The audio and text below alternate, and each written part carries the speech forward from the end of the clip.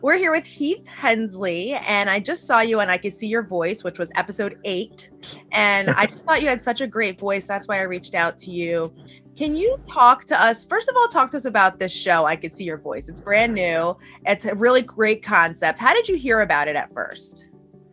Yeah, I heard a couple people that were talking about a new game show that was coming out on Fox.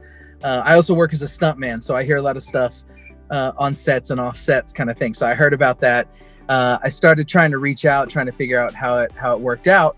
And somehow I got an audition to be on the show, and I went forward with that. And they gave me a call. They brought me on as one of the secret voices, and it was just a great experience, honestly.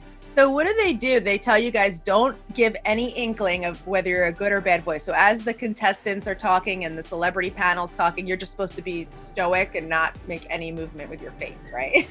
Absolutely, yeah. And it's Fox was great about this too. Behind the scenes, they we filmed during COVID. So behind the scenes, we all have our masks on and our face shields and handlers. We have headphones on too, so we can't hear the other secret voices. So we don't know if the other secret voices are good singers or not. Honestly, I was wondering that too, because as the panel's talking about the other people, do the other secret voices think, oh no, they really are good, get it right, So you really don't know either. So everyone we have no clue. Yeah, until I watched the episode the other night, I had no clue who was good or who was bad. So it was really cool from my perspective too, because you watch 1 and 2, which I knew the first one happened because it happened before I got eliminated. Okay. So and then I went, and then I had no clue what happened after that. So it was really cool to watch. Yeah, and then what do they do? Do they have each of you do so let's say the contestant wants to see the life of number 3 or number 4, so everybody has to record that little snippet of their life, or everyone has to go in and do the whisper.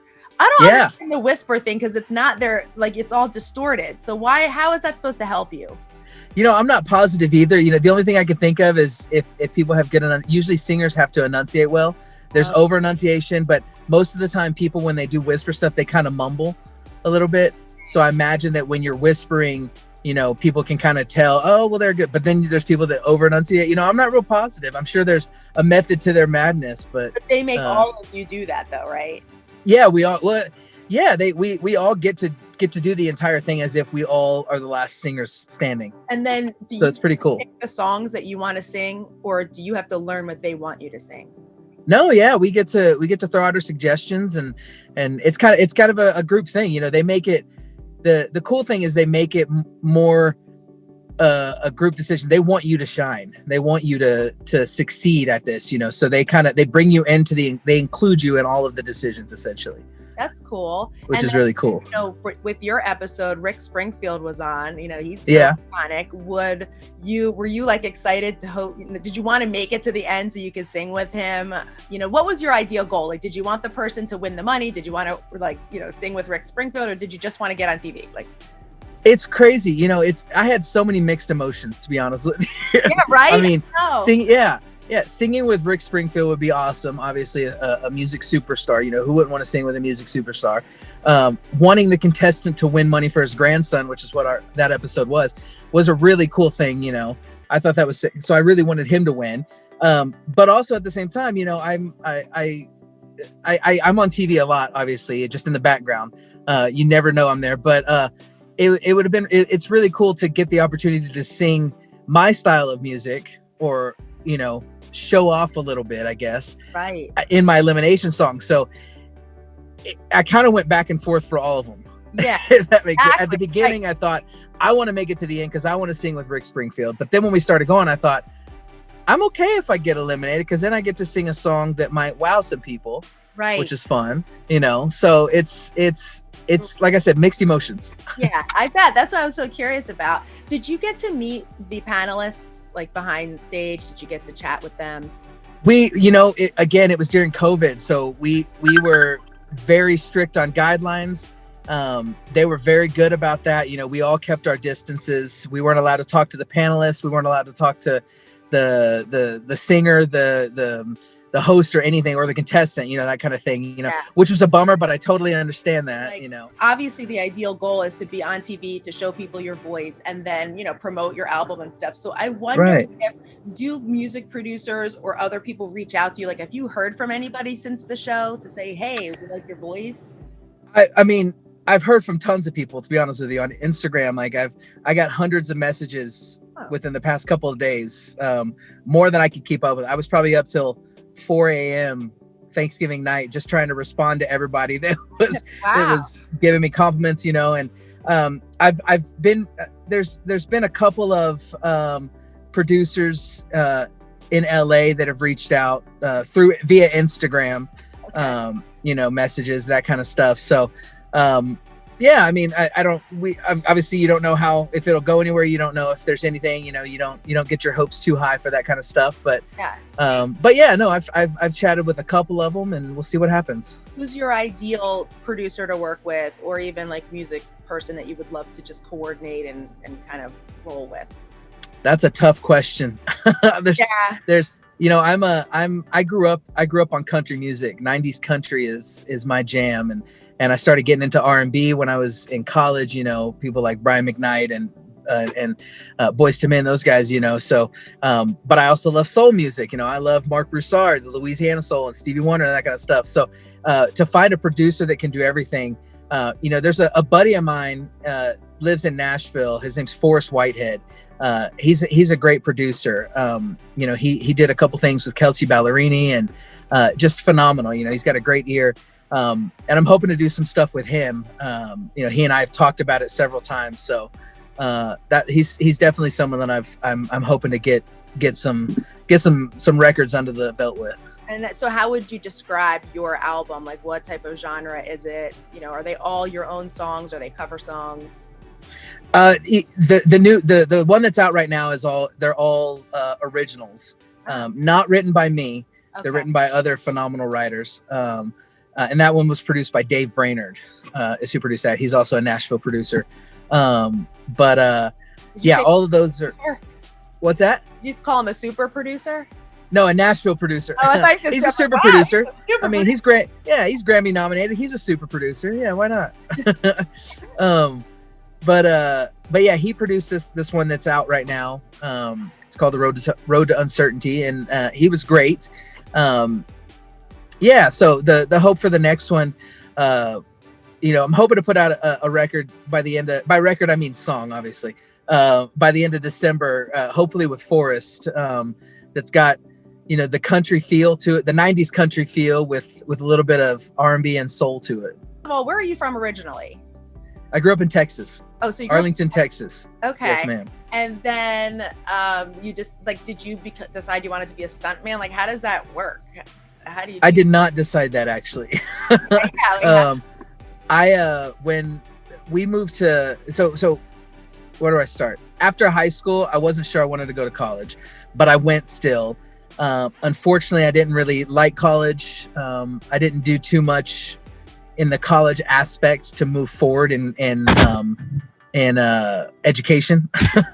I was living the college life, So after about a year, I decided to take a break, and I went to Alaska to work on a cruise ship. And then when I was there, I decided, oh, you know what? I think I should do this music thing. Like, I've always had a passion for music. I've always wanted to do it. I've been singing my whole life. Let's see what that is. So when I got back, I packed up and I went to Nashville within like a week of being back from Alaska. So I went to Nashville. Did you sing on the cruise ship? No, actually, I was on a small explorer ship. It was a 120-foot catamaran. I was a steward, so I was making beds and setting out place tables and stuff like that. I sang occasionally just for the heck of it, just for the guests.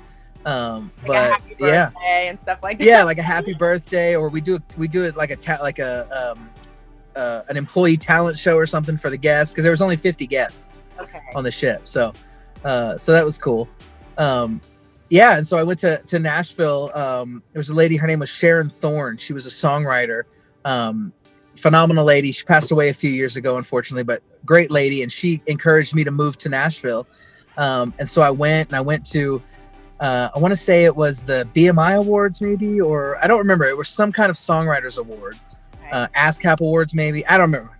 don't quote me on any of that. But I went to an awards and sat down at a table and got to meet Sarah Buxton and a couple other cool people, and they just all convinced me. They said, "Hey, this is where you should stay." So I stayed, and it just kind of took off. I became a demo singer out there for the high voiced people, Rascal Flatts and Vince Gill and Keith Urban, all those guys. So I started singing a lot of demos. Did you get to meet them, or you did the demo ahead of time? I didn't get to. I've met Vince Gill. I've met Rascal Flatts a few times. They've come into the studio when I was recording stuff, or they've heard my demos and we've just met randomly. I'm not friends with any of them, but that's okay. Yeah, you will be. There you go. Yeah. But no, songwriters would always give me a call and say, "Hey, I got a Rascal Flatts pitch. Can you sing it?" They'd let me put my spin on it, and and so I kind of. What's that? Like when you see the words, how do you know the melody? Or you just make up the melody yourself? No, so there's a melody. So songwriters, a lot of times songwriters don't really need the demo singer, especially nowadays, because most songwriters can sing as well, because a lot of artists are singer-songwriters. Right. But in the early 2000s, that wasn't the case. So songwriters, they could carry a tune, they could sing the melody. So they would send me the song, the rough copy that they just recorded in their writing session, and I would listen to the song, how they sing it with the words and everything, and they would ask me for a key and all that kind of stuff, and then they'd say, just put a Rascal Flatts spin on it, or put a Keith Urban spin on it, that kind of stuff. And so I would just live with it for a couple of days, and I would get it to the best of my ability. I'd go into the studio and they'd say, "Oh, can you throw some more runs in it, or can you do some trills, or can you go high here?" That kind of stuff. So it was a collaboration on how it turned out, for sure. But 90% of the time, the songwriters just kind of gave me the bouncing ball, essentially. Just said, "Here, do this." But then how did you get into being a stuntman? Yeah, sorry. So eventually I decided to take a break from music. I got told no a lot from record labels, for a record deal, because I sounded too much like Rascal Flatts, or I was too heavy set or something like that. So I took a break and went to California. A buddy of mine was opening a gym called Tempest Freerunning, and I went out there and I was hanging out with him, and I was training, and a coordinator just saw it, and Scott Rogers, and he called me one day and he goes, "Hey, are you interested in stunts? You're a big dude and you're super athletic." And I said, "Sure, yeah, absolutely." And he goes, "Great." So he did what's called Taft Hartley'd me, and put me right into SAG, and it took off, and that was 10 years ago. And so it just took off like wildfire. He hired me to be the stunt double for Kevin James on a movie, and I've done several movies with him now. I see on your IMDb there's 66 stunts, 66 credits, and you probably have done more, because sometimes that's not filled up to the capacity. But so you're like a Kevin James stunt man. I am, yeah. I get to be his stunt double. I'm very blessed with that. It's great. It's funny. He's extremely athletic, so he does as much as he can. But there's sometimes, the director's like, "No, we can't let you do that. Let's put Heath in." And he's always bummed about that. But he knows that I'll do a good job for him. And my main goal is to make sure that he looks good on set, obviously. So, what's one of the most popular scenes that we would know that we think is him, but it's really you? Ooh, that's difficult. I don't even know. I would say that he's done every single stunt that I've done, with the exception of like 3.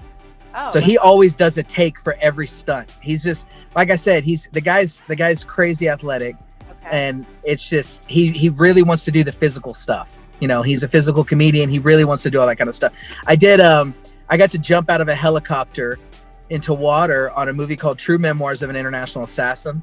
And I got to jump out of a helicopter for that. That was really fun. We were about 50 feet in the air, which is cool, into the water. On that same movie, I got to hang from a wire from a crane about 90 feet in the air, and they dropped me through a tree. Oh my God. Which is really great. There's a stunt woman with me on that, Jen Harris. She was awesome on that too. And then on this latest one, we did a movie last year called Becky, and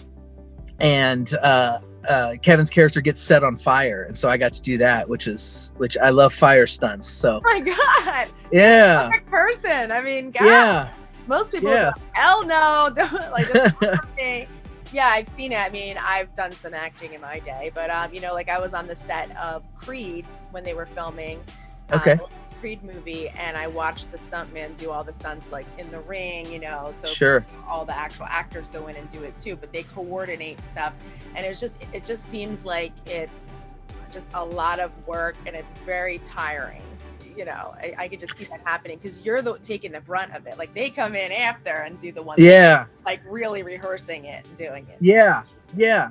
It's interesting. You know, you've been on set, so we have a saying, hurry up and wait. Yeah, obviously, you know, with the stunt world, you know, we rehearse like crazy. For fight scenes, for all that stuff, and we do it, and it's just, you know, some people, it's just, there's not much else to say. We rehearse really hard to make the action scenes in the movies look phenomenal.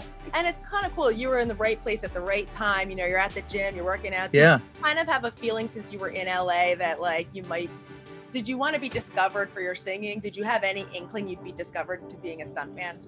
I did not. I honestly did not. I always had the passion to sing. Yeah. You know, since I was a kid, I wanted to sing, but I didn't know I wanted to sing for the world. Right. If that makes sense. Yeah. I didn't really discover that until college, when I started singing for different people around campus and that kind of stuff. And I realized, like, you know, there's that thing that just clicks in your mind or in your heart kind of thing. I was like, I am supposed to do this kind of thing. So you feel it in your soul. Exactly. You know, and I felt it, and I haven't felt any other joy than that since, you know what I mean? Any bigger joy, I should say. But you know, I boxed a little in college, and you know I've always been an athletic guy, and one of my closest friends is a stuntman, Gabe Nunez, and he was the one that kind of helped get the ball rolling in the stunt world. You know, the coordinator actually called him first and said, "Hey, I'm looking at Heath to be a stuntman. Like, what do you think?" Oh, wow. You know, and originally his response was, "I think he'd be great. He's extremely athletic." He goes, "I don't know how many times he's going to want to do it." Yeah, because you don't know, there's so many. Exactly. Who wants to jump out of a plane and? Yeah, exactly. You know, and sometimes we're doing 16, 17 takes on you know, hitting the ground or falling downstairs or whatever it is. And no, I can't. That's the thing. I watched that happen, and it's like you put your body through so much. Yeah. Definitely. I had the opportunity to go up in an F-16 fighter jet. So that's cool. And but before they put us like regular people on there, they had to teach us all these emergency like safety like precautions, and I'm like, oh my god, like if you're jumping through trees, how to hold your neck and how to like land safely and all these things, and I'm like, how am I supposed to remember all of this stuff? And then here you are, like a new stunt man, they're like, okay, we're gonna drop you 90 feet, do what you gotta do. Right. But, yeah, you know, it's not easy, is my point. You know, there's so much you have to learn, and you have to know your safety too. You can't just jump into something like that. So yeah, absolutely. And luckily for me, the 90-foot drop happened, you know, 5 or 6 years after I had started. Okay. So I got So I got started, and you know, it did take off like wildfire though. You know, I'm a big guy, and that's just it's not a common thing in the stunt world, you know, being a guy my size that moves like I do.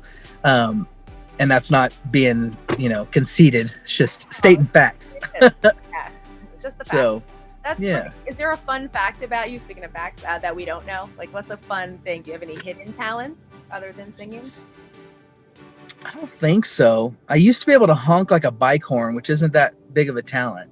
like make a sound like it? Like the Oh, that's cool. I love it. I love finding out stuff like that. That's so funny. I don't know why I did this. I guess you have to do that to make it work. Helps. It just coordinates it better for you. Do you ever sing on set? Like, do any of the actors ever hear you sing and go, "Damn, you're the stunt man," and listen to you? Yeah. I mean, I sing all the time. I mean, if I can get away with just singing. I mean, I don't typically like sing loud on set, but I'll definitely almost always sing into myself or something like that. Or I've always got a tune playing in my head where I'm jamming out, kind of thing. Yeah, so I have had actors like Kevin. He's like, "Why are you doing stunts?" Like, he knows that I can sing. Yeah. You know. Yeah. That's cool. Well, I mean, I'm excited to talk to you. I'm sure we could talk forever, but I definitely want people to know about your new CD that's coming out. And I think it's awesome. Neat. You're like a 90s guy, just like me. I am. A 90s gal, but you know. You're a 90s guy? Yeah. Not really a 90s guy. But, beat me to it. But I think it's really cool. Where can we find information about you? Do you have a website? What's your social media? I have Instagram right now. I'm kind of a boomer in the sense of technology, unfortunately. I feel like I'm right at that cusp. Like I'm not just cool enough, but not really cool. Like to know how to I literally had to call my buddy the other day and say, hey, I want to post this on my story, but how do I write stuff and move it? And he had to walk me through how to write stuff on it so I can move it. But I have an Instagram. It's Heath_Hensley. I post, that's where most of my stuff is. I don't have a website anymore. I used to back in the day, but no longer. It's all the info's on there. Okay, because I know you're on Apple. I think the CD is available on. It is. It's on Apple Music. It's on iTunes. It's on Spotify. I guess it's technically on Pandora, but Pandora's more finicky with streamings and stuff like that to get artists prevalent. And Amazon Music, I think, it's on. Okay. So it's pretty much on every outlet.